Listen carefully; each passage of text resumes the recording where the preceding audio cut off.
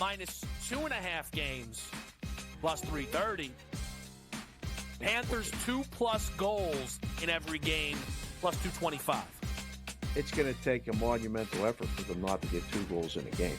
It's going to take what Bobrovsky did last night. It's going to take Skinner to do in Edmonton. They're not going to do it in Florida. Game time decisions, only on SportsGrid. If you're in the room, what are you doing with the Judge MVP number? Books are now 2-1, standalone favorite. What are you doing with the Judge number? What do I do with the MVP? I let them bet Judge at what? Even money? Come on in. I mean, you have to acknowledge now that he's the guy.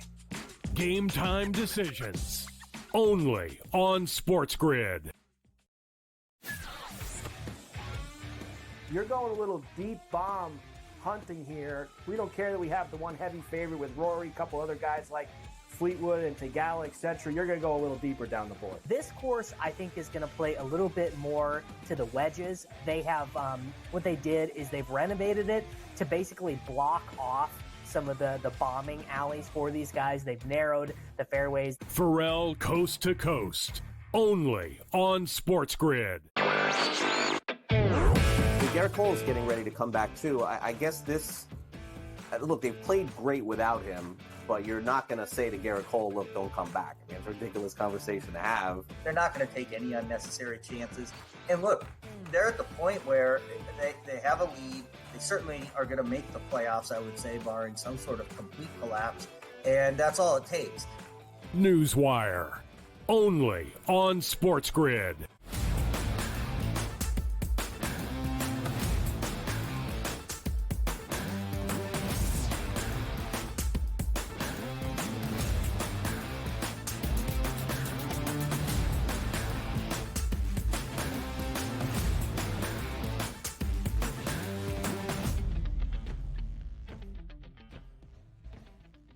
Hello and welcome to a Wednesday live right here on the early line on SportsGrid and all across that SportsGrid network. It includes sportsgrid.com/watch, where you can find your favorite destination to consume everything all across the grid. He is Donnie Rightside. I am Ben Stevens. We are here together for the next 3 hours up until 11 a.m. Eastern time on this Wednesday. Ahead of game number 3 tonight in the NBA Finals, we go to Dallas, a change of venue for the first time, and some key injury news around Kristaps Porzingis to bring you for Boston as the C's maintain that 2-0 series advantage. A ton to get to around a full Tuesday slate in Major League Baseball. The Ribbies were flying yesterday, the Dingers as well on a Dinger Tuesday in Skeens Day number 6. Successful for Pittsburgh once again. All of that and plenty more, Donnie, live right here over these 3 hours on this Wednesday on TEL.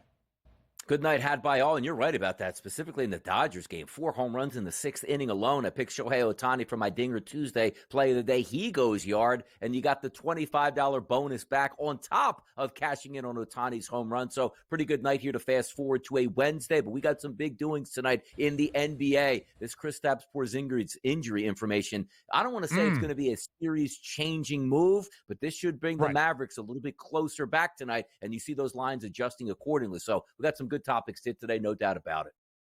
We'll see what it means for the entirety of the series. We'll see, in fact, when we get final confirmation on Porzingis' status for game number 3 tonight. But it does not look good. Let me read this tweet to make sure that I get the vernacular correct in the medical distinction of it all.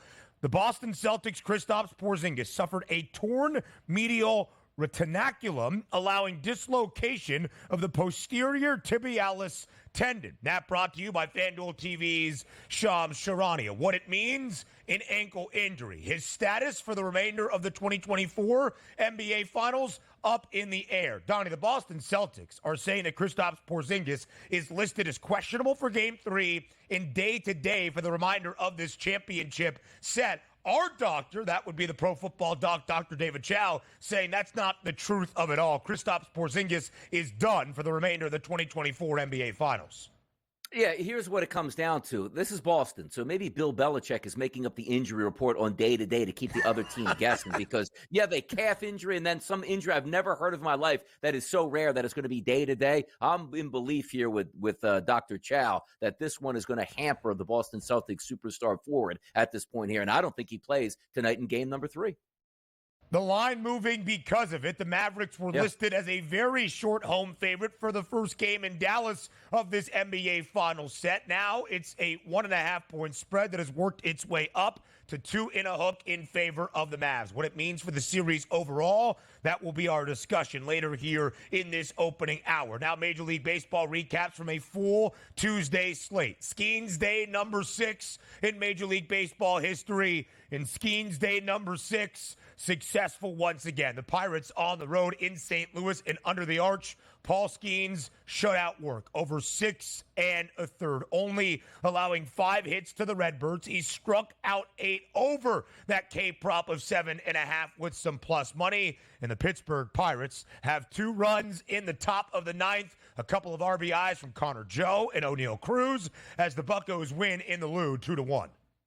Yeah, I told you yesterday, don't trust the Pittsburgh Pirates full game here. Make sure you trust Skeens. And he was very good through 5 innings. But we also told you the bounce back of Miles Michaelis, who was sensational yesterday, Ben. 7 innings pitched, 1 hit, no earned runs here. Now, granted, he doesn't come up with the loss. Pittsburgh ends up winning that game late. But I was surprised by the bullpen carrying over for Pittsburgh as opposed to St. Louis. And by the way, Paul Skeens now going over 100 pitches in that game. I love what I see. And also keep in mind, if you were betting the first 5 innings, did you see first and third? Nobody out in the bottom of the 5th inning, and Skeens got around that. That's a dominant pitcher, baby.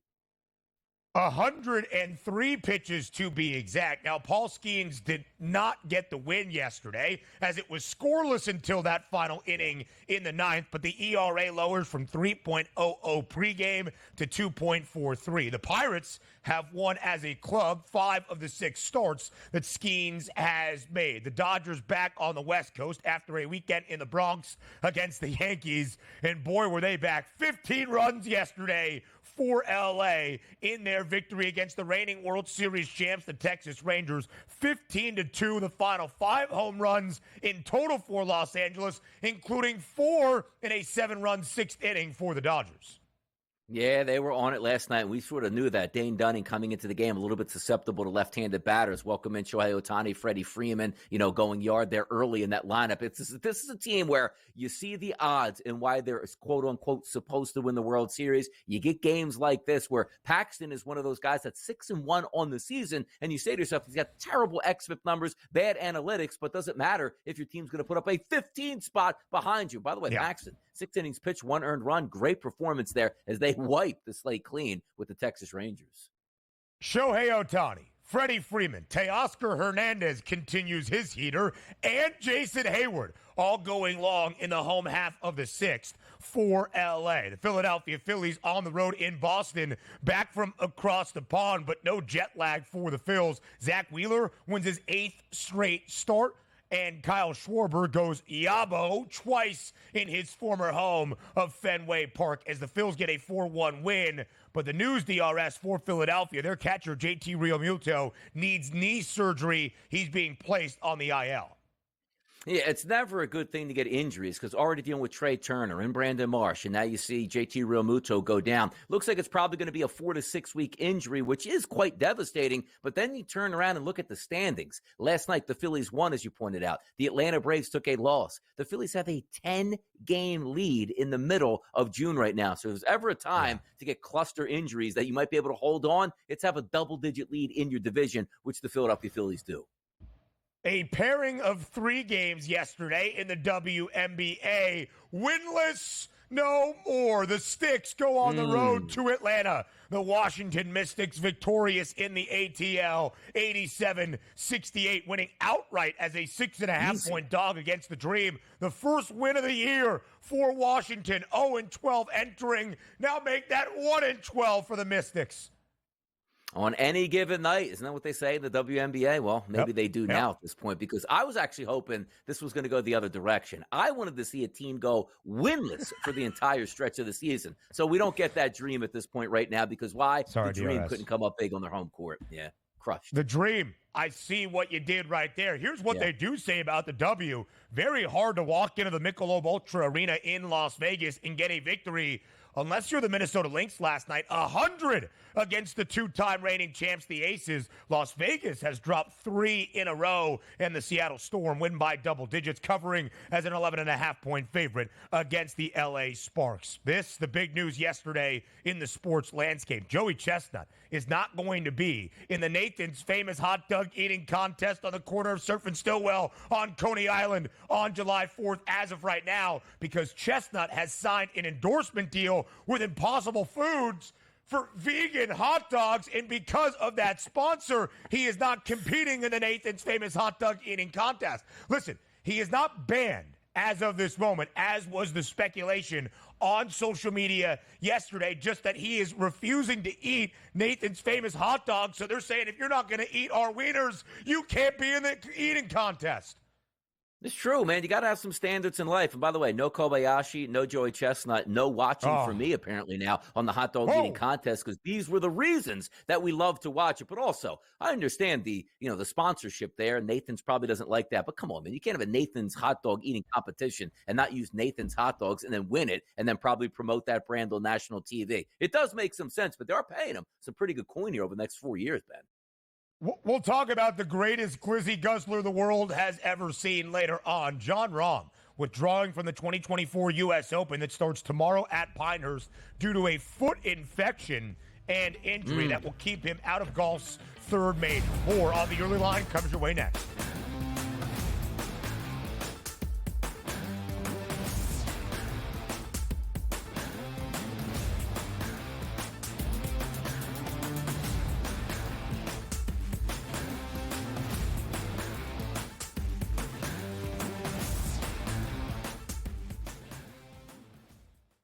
SportsGrid, your 24/7 sports wagering network. Fantasy sports today. Be a guy that's really useful in your fantasy rotation? I think the answer is yes. Game time decisions. And guess what? I'm going to lose the bet because he's injured again. Betting above the rim. He's got a broke J. That's all there is to it. He's got no confidence in that jump shot. My thing you've always heard me say on the network is you're either winning or you're rebuilding. In-game live all access. Wondering when that was going to happen, and the answer is it just did. Sometimes you think the bigger guy will have the advantage. Well, if the little guy can move, Joe, it's hard to hit the little guy sometimes when you're a big boy, right? In-game live, prime time. 3-1, I'm going to take a little flyer on Justin Rose. In-game live, overtime. As you sit here and listen, watch right now, you may want to consider placing that bet. It's smarter to be on SportsGrid. 1.81 goals against average, 920 save percentage. He's also 6-2 in his last 8 road starts as well. The Oilers are a great road team. I actually think it's an advantage for them that they don't have home ice. That potentially 4 of the games are on the road. We've seen 56% of the games this year in the NHL playoffs, the road team has actually won. Sports Rage Late Night, only on SportsGrid. 8 playoff games at home for Boston in Beantown. They are 6-2 straight up. The wild card, I would say, in this game is not necessarily, well, what are we going to get out of Luka Doncic, Kyrie Irving, Brown, and certainly Tatum. It is Kristaps Porzingis to me, because we're not getting back a player that's like, hey, rotational guy. Like, remember when Derek Lively went down with an injury? He was playing well, but a young player, like a piece. The early line, only on SportsGrid.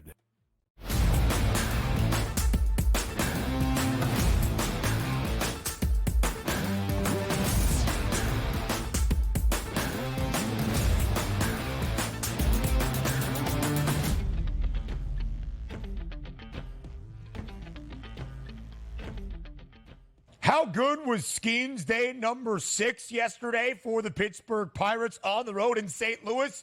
The Cardinal faithful gave Skeens a standing ovation as he exited after 6 1/3 of... You didn't see that? No. St. Louis on the road, under the arch. Pittsburgh was under the arch yesterday on the road in St. Louis. And after Paul Skeens, who went 6 1/3, shutout work only gave up 5 hits and struck out 8 Redbirds. St. Louis fans stood up and applauded Paul Skeens exiting the baseball game.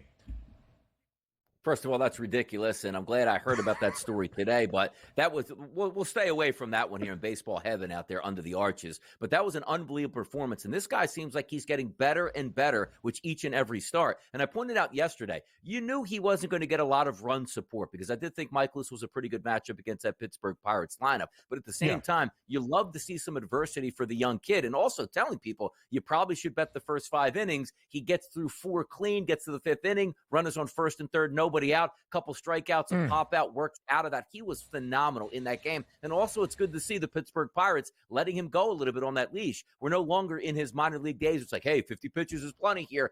65 pitches when you get to the majors. It's good to see he's stretched out now and he's dominating. This is what was supposed to happen. Yeah. We expected this coming out of LSU, a kid that was able to move very quickly through the minor league ranks and get right to professional baseball. He's electric, throwing 100 plus still in the 5th and the 6th innings here. Good win for the Pirates overall, but their future is bright with this kid right now. Yeah. It's always the matter of now, Ben, how long is this future going to be bright with the Pittsburgh Pirates?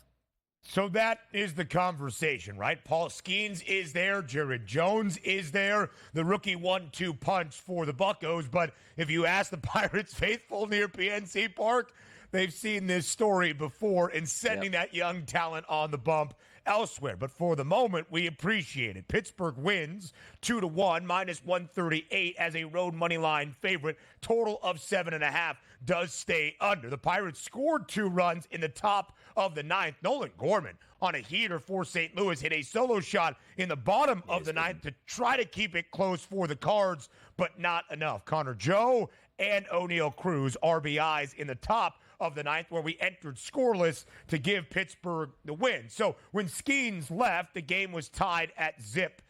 So Paul Skeens himself does not record the victory. 3-0 this year with a 2.43 ERA. He has not met the minimum innings requirement to register on the statistical leaderboard around Major League Baseball, but if he did, he would have one of the 10 best ERAs in all of the sport. Oh, by the way, 7.5 his K-prop yesterday. The over plus money, he finishes with 8. He has had 7 or more Ks, DRS, in 5 of the 6 starts that he has made in the bigs. In all 5 of those games, he has recorded at least 7 punch-outs. Pittsburgh has won. It's pretty direct correlation. When Skeens is good, so too are the Buccos.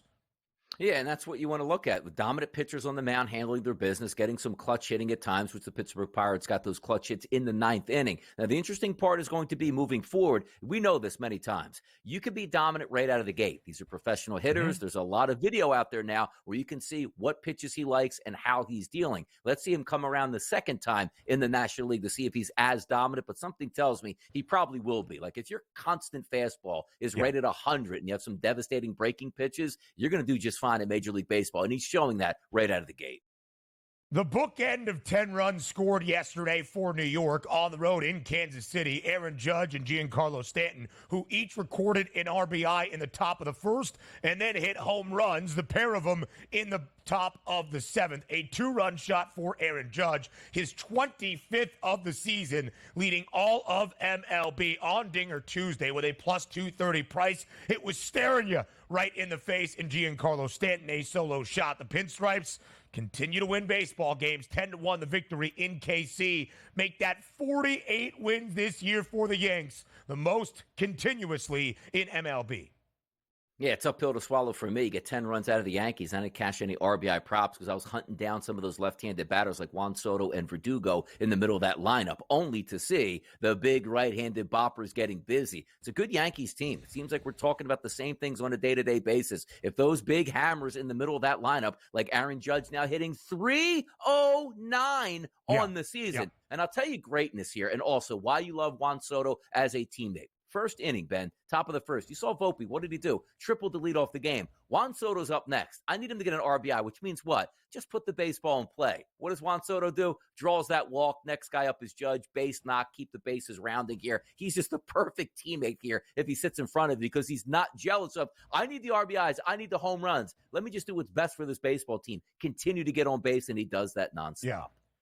I mean, Juan Soto is the most patient batter in all of Major League Baseball. He has led MLB in walks pretty much every year he has been in the bigs. 25 home runs for Aaron Judge. Only 2 players around the sport have hit more than 20 home runs this year. Gunnar Henderson in Baltimore, he's got 21. Aaron Judge pacing all of the field with 25. Also tied with Jose Ramirez of Cleveland with 62 ribbies, the most in MLB. Because of it, Donnie, Aaron Judge has flipped to the minus money favorite at minus 125 to win the American League MVP award, in front now of Juan Soto, who has a 5-1 number. DRS yesterday, a big day on Dinger Tuesday. For you, though, a ton of ribby props in the game in the desert between the Diamondbacks and the Halos. How did it look yesterday between those Angels and D-backs?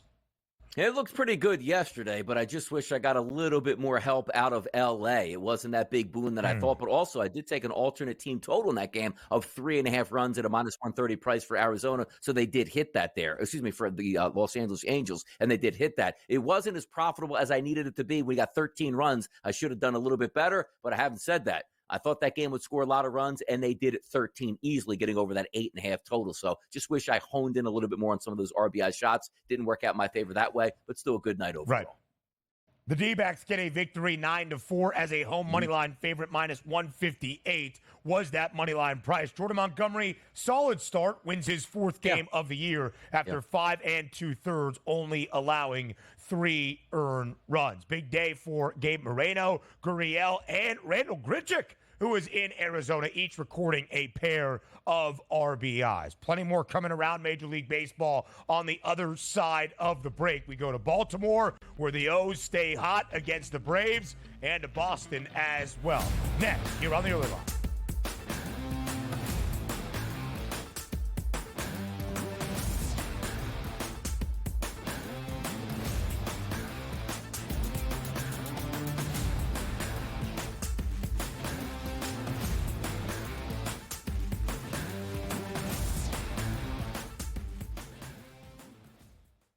SportsGrid, your 24/7 sports wagering network. Fantasy sports today. Be a guy that's really useful in your fantasy rotation? I think the answer is yes. Game time decisions. And guess what? I'm going to lose the bet because he's injured again. Betting above the rim. He's got a broke J. That's all there is to it. He's got no confidence in that jump shot. My thing you've always heard me say on the network is you're either winning or you're rebuilding. In-game live, all access. Wondering when that was going to happen, and the answer is it just did. Sometimes you think the bigger guy will have the advantage.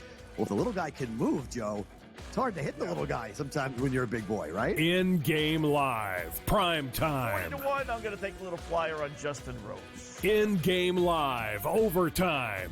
As you sit here and listen, watch right now, you may want to consider placing that bet. It's smarter to be on SportsGrid. 1.81 goals against average, 9.20 save percentage.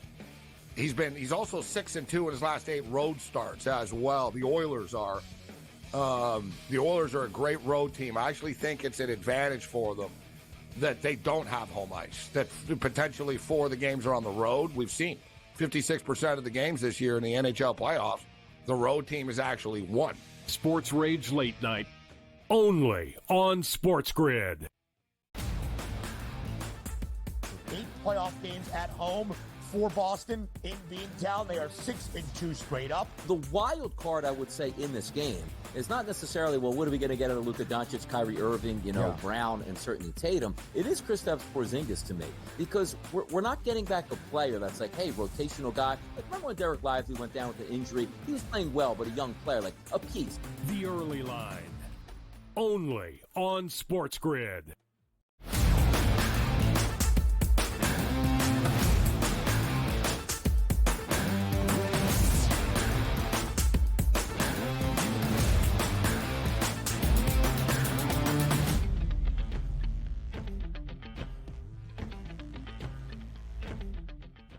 Live right here on this Wednesday on the early line, a full week in Major League Baseball that features a ton of interleague affairs. And as we go around the bigs, we start in Baltimore. National League East, the Atlanta Braves versus American League East, the Orioles. Yesterday with Max Fried on the bump, the Braves were actually a road favorite inside Camden Yards, minus 142. Baltimore had other ideas. Jorge Mateo, first at-bat back from the IL in the top of the second, a 3-run blast in Baltimore. And the O's never looked back. They blanked the Braves on the other side with a 4-0 victory. Now, the Yankees have the most wins in all of Major League Baseball, 48, but Baltimore's got 43. The O's looking up in the American League East, but Baltimore, DRS, they've won 15 of their last 19 games. They are on a heater right now consistently around Major League Baseball.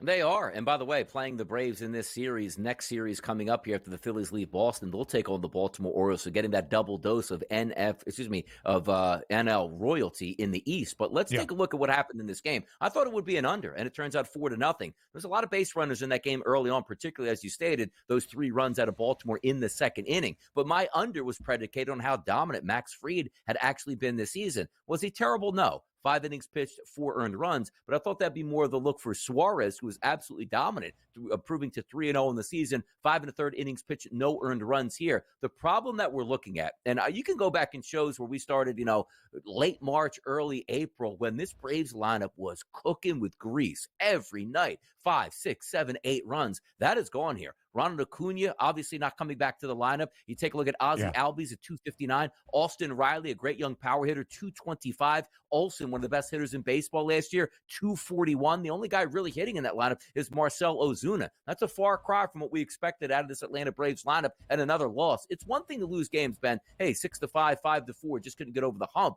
But we're seeing this way too much. That Braves lineup relying on their starting pitching, which, quite frankly, technically isn't that good on a man-to-man, day-to-day basis, where sometimes you need that offense to rescue you. They didn't do that yesterday, and now 35-29, and also, again, 10 games back of the Philadelphia Phillies in the East.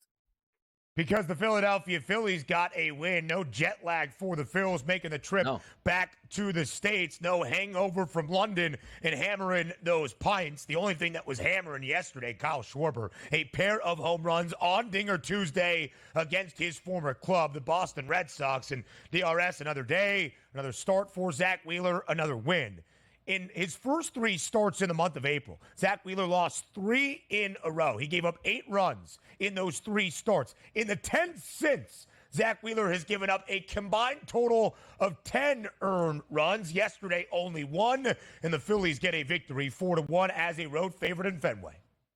Yeah, Stubbs was behind the plate, which one of those bad starts for Zach Wheeler was a chance where, down in Florida, I believe it was, where JT Realmuto was battling that knee injury and couldn't start. It's like, something might be off. And also, you're right, that jet lag coming home, how do you perform? It's great that Kyle Schwarber on the first pitch of the game hit a home run to sort of get those vibes going. But in the bottom of the first inning, Zach Wheeler was in trouble. And by the way, he gave up 1 run, which, again, isn't bad. First time he's given up a run, Ben, in the first inning all season long. But after that, the Red Sox don't score. And also, Jose Alvarado in that final game in London was terrible. Basically blew the save at the end, comes in, inning pitch, pretty clean inning there. 1 strikeout, gets the save. So all things back on track, it looks like, for the Philadelphia Phillies. 8-3 is the record for Zach Wheeler this year with a 2.16 ERA at plus 180. He is the very short favorite right now to win the National League Cy Young Award. Tyler Glasnow of the Dodgers has the second best price at 8-1. Now we go to Milwaukee, a matchup for a second straight day between the Blue Jays and the Brewers. Making his MLB debut, Carlos F. Rodriguez for Milwaukee goes 3 2/3, allows 2 earned, and does record the loss as the Brewers were not able to plate a run, and the Blue Jays get 3-0, the victory for Toronto. Yeah, we were sort of handicapping this yesterday, but didn't have the information on one of the starting pitchers, so we basically just broke down Kikuchi, who's been having a decent season, struggling a little bit as of late, but at the same time, left-handed pitching over the past month has really given the Brewers a bit of a problem, and certainly did yesterday. 3-0 win for Toronto. Toronto now 1 game under 500. We're waiting for that push to show that front office that maybe you can add a piece in the second half of the season to make a playoff run. It's just been very disappointing so far. Maybe it's a kickstart here to something great. We just haven't seen it yet out of the Blue Jays. It's a really good point, DRS, because when you look at the Blue Jays, who entered this series winning 9 of their last 13, they lose the opener in Milwaukee, but now they win the second game. So 10 of the last 15 for Toronto, trying to right the ship. By the way, both of the games in this series staying under their total. We'll look at Major League Baseball up next.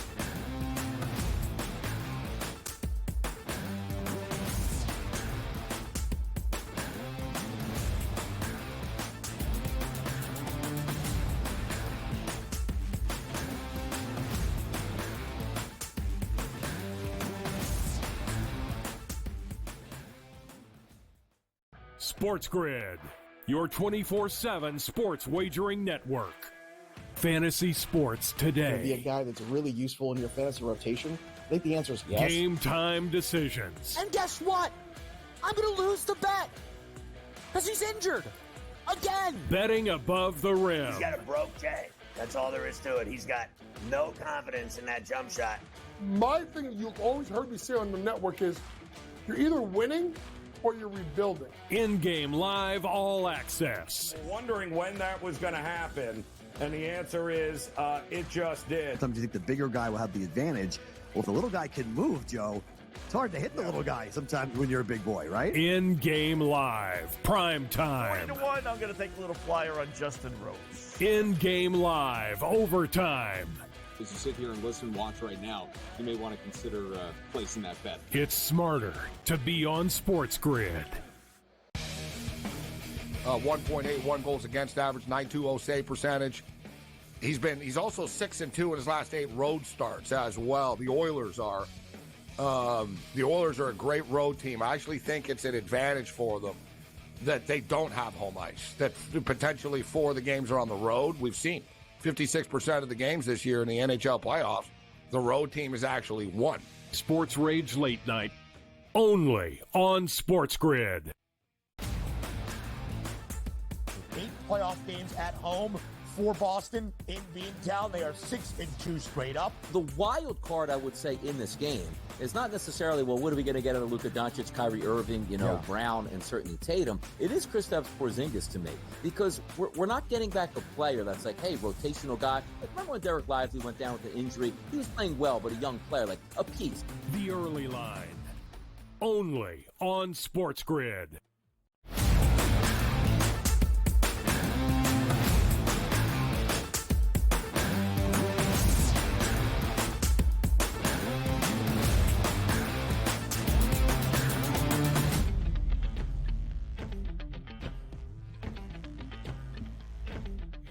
Yesterday, a full Major League Baseball card on a Tuesday. The same thing on this Wednesday. That's 15 games, all 30 clubs in action. And a rarity this week, 11 of the 15 sets in the midweek are an interleague matchup, a team from the AL versus a team from the NL. So here we are, DRS, approaching the middle of June, the dog days of summer when a ton of focus is on Major League Baseball. So we use these interleague affairs across all of the league to take a look at the World Series prices as of right now in some World Series specials. Winning league of the Fall Classic. The National League is a hefty favorite in this match bet at minus 142. The American League, the underdog, as that side of MLB at plus 116. A first-time winner of the World Series, that's minus 1,500 to the no. The yes is plus 790. According to our great producer, Joe Frizo, the first-time winners of the Fall Classic would be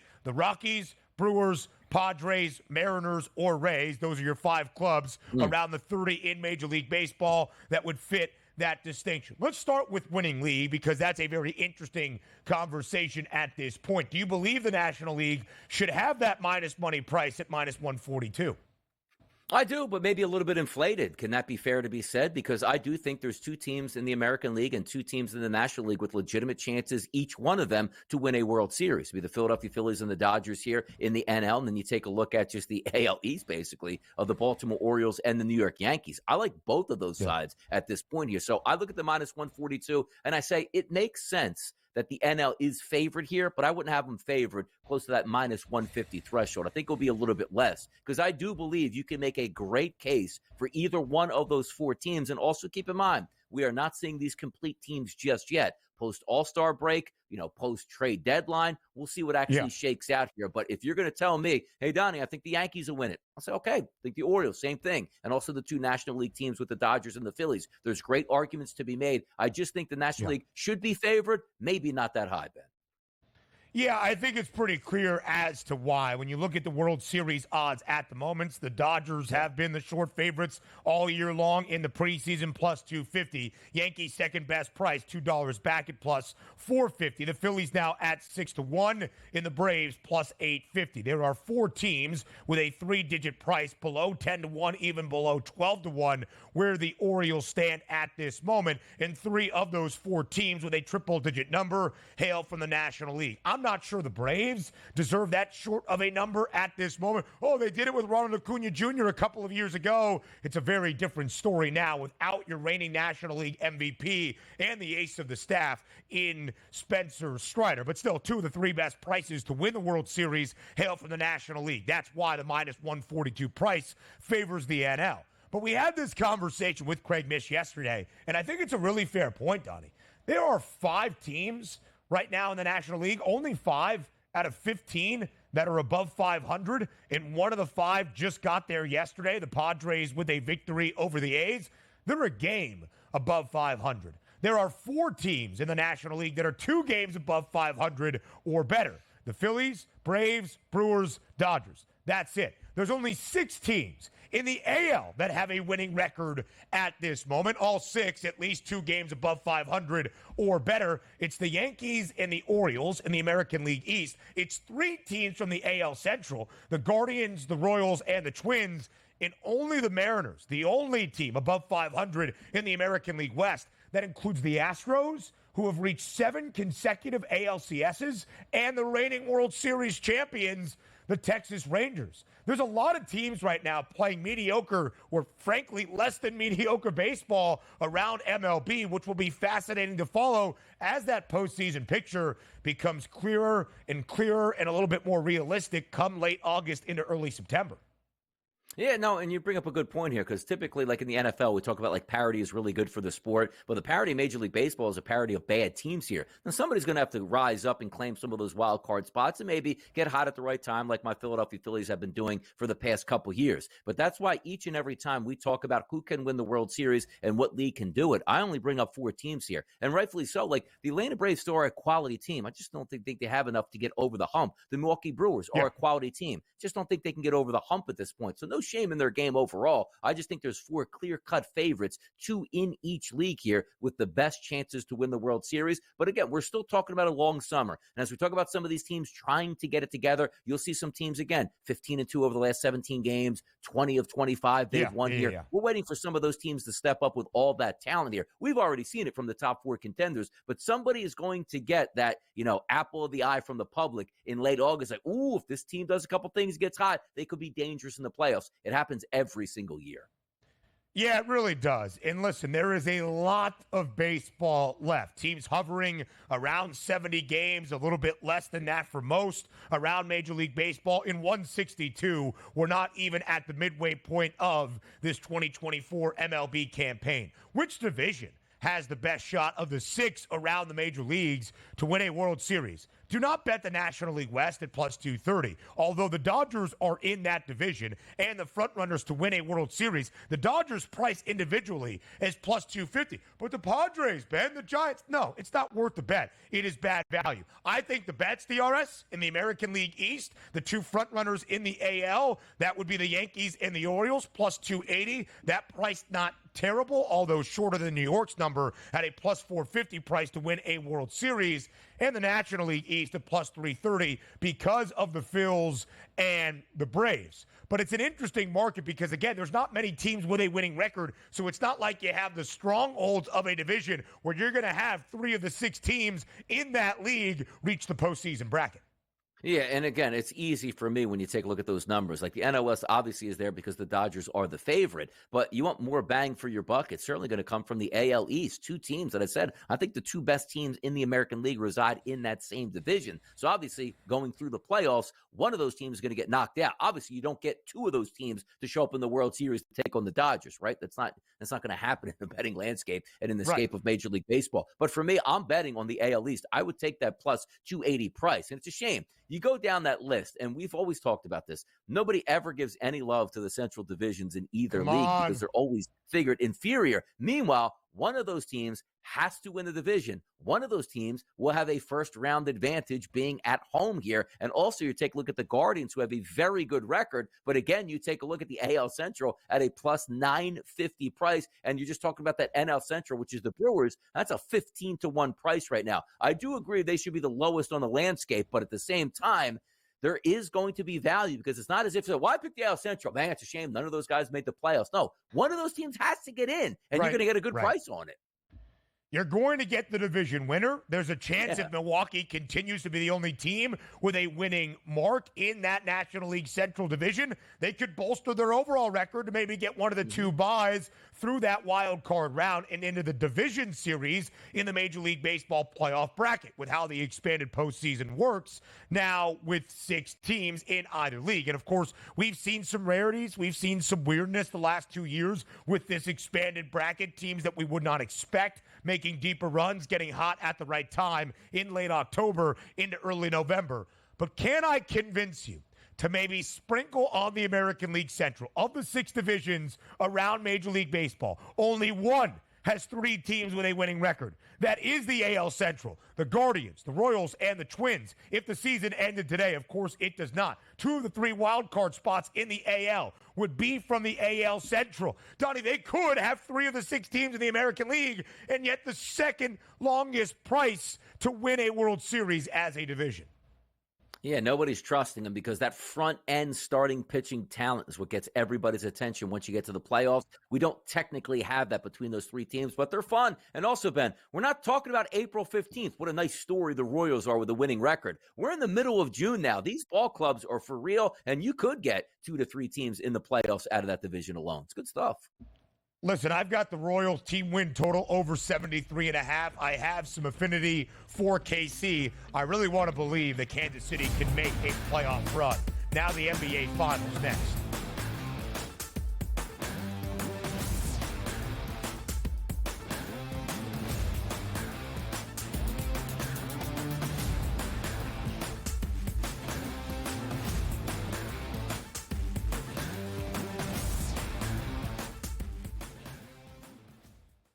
SportsGrid, your 24/7 sports wagering network. Fantasy sports today. Be a guy that's really useful in your fantasy rotation? I think the answer is yes. Game time decisions. And guess what? I'm going to lose the bet because he's injured again. Betting above the rim. He's got a broke J. That's all there is to it. He's got no confidence in that jump shot. My thing you've always heard me say on the network is you're either winning or you're rebuilding. In-game live all access. Wondering when that was going to happen, and the answer is it just did. Sometimes you think the bigger guy will have the advantage. Well, if the little guy can move, Joe, it's hard to hit the little guy sometimes when you're a big boy, right? In-game live, prime time. 20-1, I'm going to take a little flyer on Justin Rose. In-game live, overtime. As you sit here and listen, watch right now, you may want to consider placing that bet. It's smarter to be on SportsGrid. 1.81 goals against average, .920 save percentage. He's also 6-2 in his last 8 road starts as well. The Oilers are a great road team. I actually think it's an advantage for them that they don't have home ice. That potentially 4 of the games are on the road. We've seen 56% of the games this year in the NHL playoffs, the road team has actually won. Sports Rage Late Night, only on SportsGrid. 8 playoff games at home for Boston in Beantown. They are 6-2 straight up. The wild card, I would say, in this game is not necessarily, well, what are we going to get out of Luka Doncic, Kyrie Irving, Brown, and certainly Tatum. It is Kristaps Porzingis to me, because we're not getting back a player that's like, hey, rotational guy. Like, remember when Derek Lively went down with an injury? He was playing well, but a young player, like a piece. The Early Line, only on SportsGrid.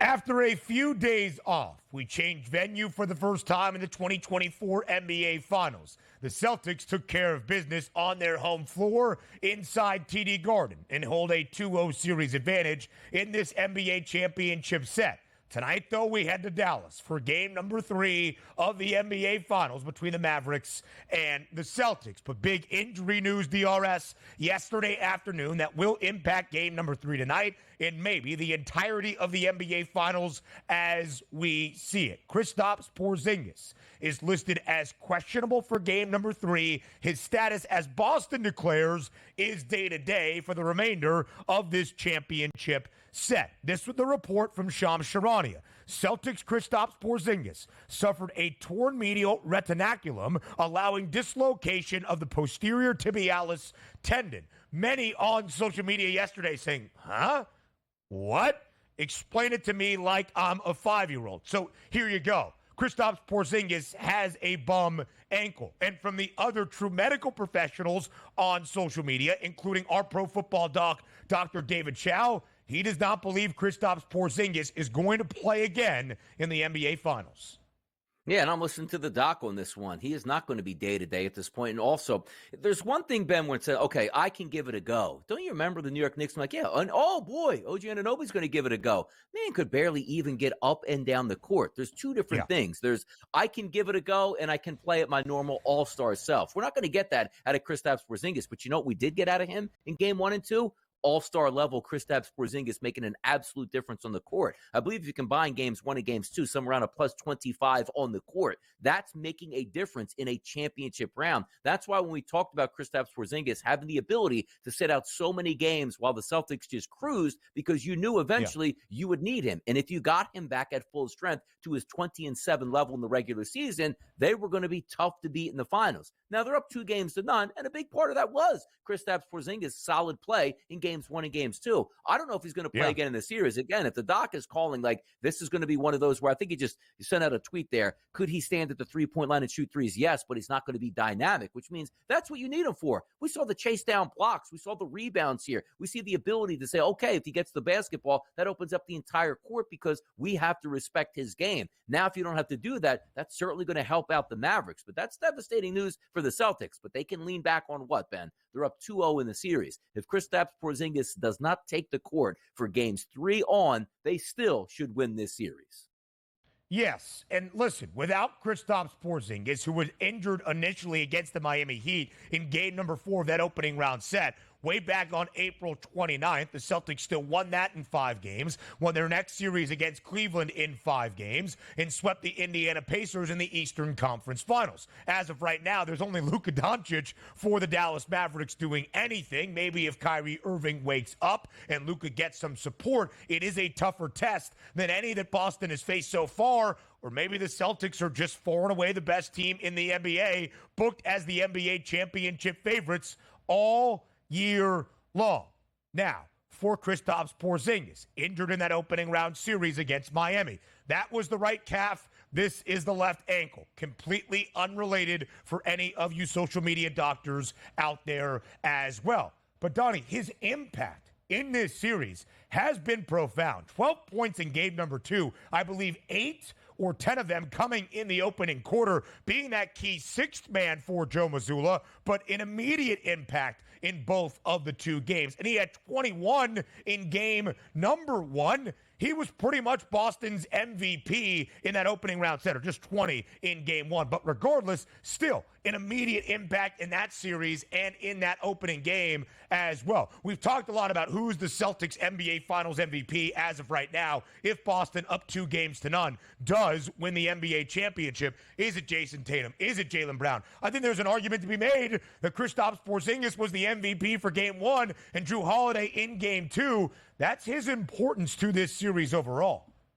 Yeah, and we were worried about what we would get out of Kristaps Porzingis in game number 1. They told us he didn't have a minutes restriction, but wouldn't be starting. Oh, look, maybe he's just trying to ease his way back in. And he was phenomenal in game 1, which led us to believe, okay, played about 20 minutes in that game, up on the 23 minutes in game number 2, 25 games in game number 3. Now he's back in the starting lineup for game. You see where we were progressing. And if you were going to get a healthy Porzingis, that team was probably damn near unstoppable, just like they were during the regular season. We're not saying they can't win, because they were basically without Kristaps Porzingis for the majority of this playoff run, easily handling their business, but also against other maybe inferior teams and injury-laden teams, which we don't see right now out of the Dallas Mavericks. But this certainly is one to watch. And even before the injury came out, like we saw he was banged up, I still like the Mavericks, but this just gives you a little bit more ammunition if you wanted to back the Mavericks, and certainly the FanDuel Sportsbook adjusting those lines also accordingly, Ben.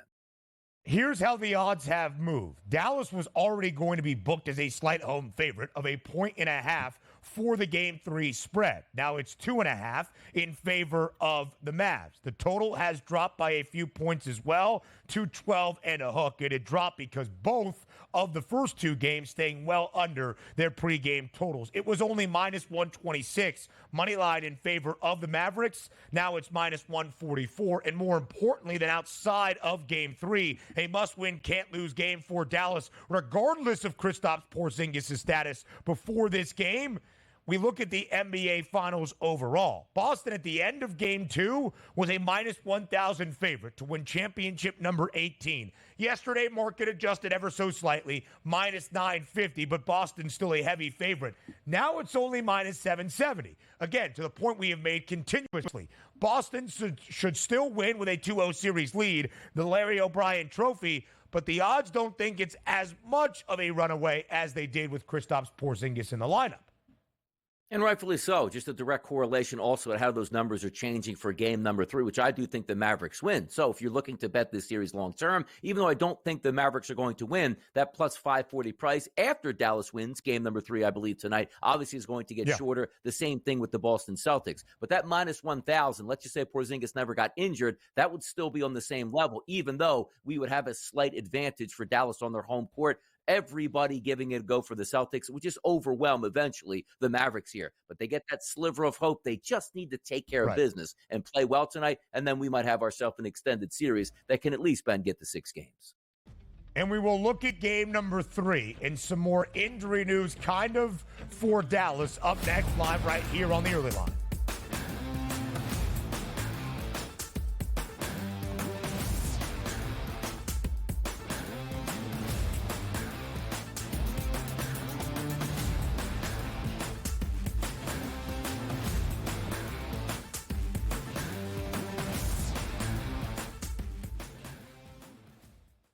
SportsGrid, your 24/7 sports wagering network. Fantasy sports today. Be a guy that's really useful in your fantasy rotation? I think the answer is yes. Game time decisions. And guess what? I'm going to lose the bet because he's injured again. Betting above the rim. He's got a broke J. That's all there is to it. He's got no confidence in that jump shot. My thing you've always heard me say on the network is you're either winning or you're rebuilding. In-game live, all access. Wondering when that was going to happen, and the answer is it just did. Sometimes you think the bigger guy will have the advantage. Well, if the little guy can move, Joe, it's hard to hit the little guy sometimes when you're a big boy, right? In-game live, prime time. 20-1, I'm going to take a little flyer on Justin Rose. In-game live, overtime. As you sit here and listen, watch right now, you may want to consider placing that bet. It's smarter to be on SportsGrid. 1.81 goals against average, 9.20 save percentage. He's also 6-2 in his last 8 road starts as well. The Oilers are The Oilers are a great road team. I actually think it's an advantage for them that they don't have home ice, that potentially 4 of the games are on the road. We've seen 56% of the games this year in the NHL playoffs, the road team has actually won. Sports Rage Late Night, only on SportsGrid. 8 playoff games at home for Boston in Beantown. They are 6-2 straight up. The wild card, I would say, in this game is not necessarily, well, what are we going to get out of Luka Doncic, Kyrie Irving, Brown, and certainly Tatum. It is Kristaps Porzingis to me, because we're not getting back a player that's like, hey, rotational guy. Like, remember when Derek Lively went down with an injury? He was playing well, but a young player, like a piece. The early line, only on SportsGrid.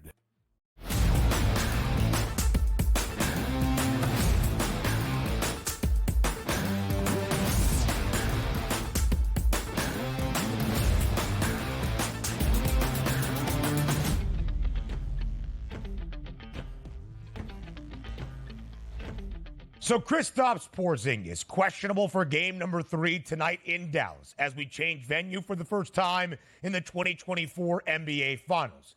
If you have seen any of the pregame footage of Luka Doncic walking into TD Garden through the tunnels, it don't look good. It looks like a dad that went on a run at the age of 38 and is now sore for the next 7 days following. But we did get this news from ESPN's Tim McMahon yesterday. Luka Doncic received a pain-killing injection before Game 2 to numb the area of his thoracic contusion, sources tell Malika Andrews and Tim McMahon.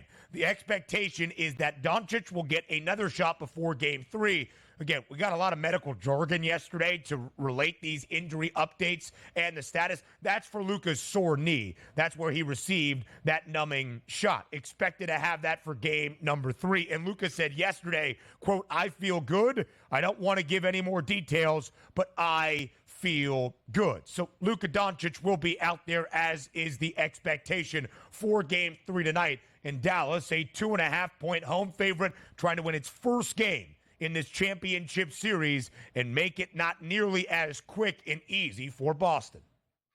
Yeah, we've been hearing about this knee injury for some weeks now. Luka Doncic has still been playing at an MVP level. So even though we're hearing now that he's getting injections, Ben, I'm not really going to take my focus off of Luka, still expecting him to be dominant once again in game number 3. And it's apparent to him it doesn't affect him on the court, because so many times, like a skill position in the NFL built on speed, that's not Luka Doncic. Like, he is more of, I know where I'm going. You know where I'm going. I'm still going to beat you that spot because I'm more crafty than you. So I don't put any expectations of a downfall. Like, oh, no, we found that he's getting shots now. Game number 3, 17 minutes played, 7 points, and away we go. That's not the case. I still expect, and also, if we're taking a look at the FanDuel Sportsbook, they expect him to have a very involved game here, looking at that, 31.5, 32.5 point number as his points prop. I'm not worried about Luka, even after hearing this news, Ben.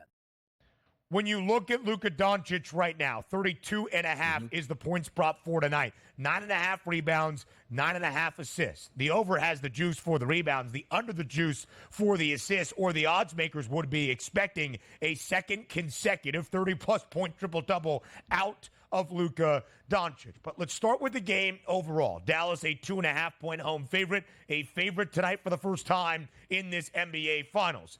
An underdog for the first time for the Boston Celtics, not just in this series or the Eastern Conference Finals, an underdog for Boston for the first time throughout this NBA playoff run. 16 games for the C's, and this is their first time as an underdog or even as a favorite of less than 6.5 points. This is only the 4th time all year that Boston has been booked as an underdog. Their first time as a dog since April 9th against the Milwaukee Bucks. 2 of those 3 regular season games as an underdog coming on the road inside the Pfizer Forum against Milwaukee. Boston just 1-2 straight up so far this year, and thus against the spread as an underdog this season. Yeah, and you're taking a look at what makes the most sense. After games 1 and games 2, it's pretty apparent that the Boston Celtics are the better team, but you're on your home court, and if you take a look at the overall season for the Boston Celtics, which includes the playoffs on their home court, it's been very good. It's expected here. Now, you're supposed to struggle a little bit on the road, particularly against very good opponents and quality opponents like you're going to find out here with the Dallas Mavericks, but also keep in mind, baked into that line, we understand the severity of this game for the Mavericks to win it, otherwise the series is over. That is partially baked into the number where you have to win this game. Now, having said that, there's a lot of teams out there over the past 50 years that had to win games and just came up a little bit lame. I don't expect that out of the Mavericks here, but if they want to be in this series and a chance at tomorrow, they have to absolutely win tonight. Nobody's coming back from down 0-3 at this point, and then you're saying, well, Luka's getting shots here. Is it even more important? And maybe we just shut him down the rest of the way. A lot of that could go into the equation, but the one thing I do know tonight is I like the Mavericks, and I'll back the Mavericks, and I agree with that line movement, and also gets a little bit easier. And having said that, it's a tough line to use, easier. No Porzingis in the lineup tonight. That should help the Mavericks at home. The Mavericks have been booked as a favorite in all 8 of their home playoff games in Dallas. 5-3 straight up, 4-4 against the spread. The only win and non-cover came in the series clincher in their second round set, game number 6 against the Oklahoma City Thunder. Again, Luka Doncic, 32.5 points, his prop tonight. He is coming off a 32-point triple-double, his third 30-plus point triple-double throughout this playoff run. But if you're the Mavericks and you're looking for a victory in Game 3, you're first in this NBA championship set, it's probably Kyrie Irving needing to go over 23 and a hook. Plenty more previews of Game 3 throughout the show. Hour 2 is up next.